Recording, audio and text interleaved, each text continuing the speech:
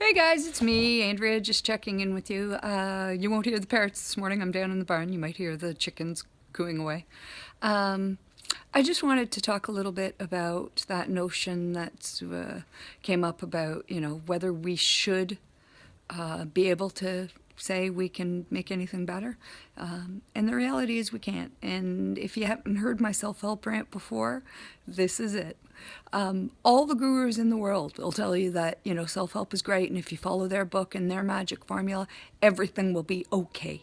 And people believe it. Bookstores are full of shelves of it. And in fact, I guess I've kind of participated a little bit in it by writing the Love the One You're With workbook. But we were pretty careful when we wrote that not to be self-help guru-ish about it, because I really don't believe there's one answer that's going to work for everybody. And that's whether you're clinically depressed or diagnosed with something, or whether you're just a person struggling to do the best you can and get through stuff. So my self-help rant goes like this.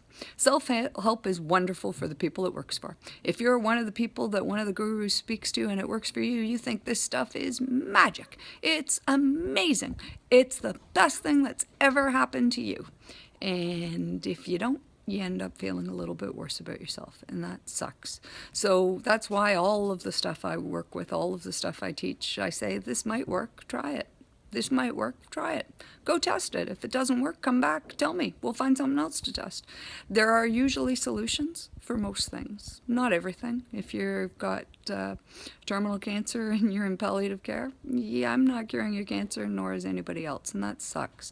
But it's the reality, and it was actually my experience with my aunt's cancer many, many years ago that probably gave me my self-help soapbox. The day after she died, I read an article in the paper about how they were showing that people who didn't want to die of cancer and were, proactive about tackling cancer didn't die of cancer, and that was not my experience at all, and it wasn't my aunt's experience at all. She left an 8-month-old and 2-year-old child, and she did not want to die. She did everything that was possible. She tested and tried every single thing going on in terms of medical treatment, in terms of alternative treatment, visualization, you name it. She was game. She was trying anything to be able to survive. She was 34 years old, and reading that article the day after she died probably impacted hugely on my self-help rant, because self-help is fabulous if it works for you. Grab it. Try it. Why not? What's the harm? As long as you don't buy into the if it didn't work for you, there's something wrong with you. If it didn't work for you, that's your fault. I tore you down to be able to build you back up, right? Lots of self-help guys do that. You'll be fine as long as you let me tear you down and then build you back up my way.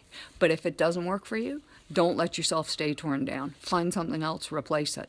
As you go through self-help stuff, be aware that one of the strategies is to tear you down a little bit in order to build you back up. Okay?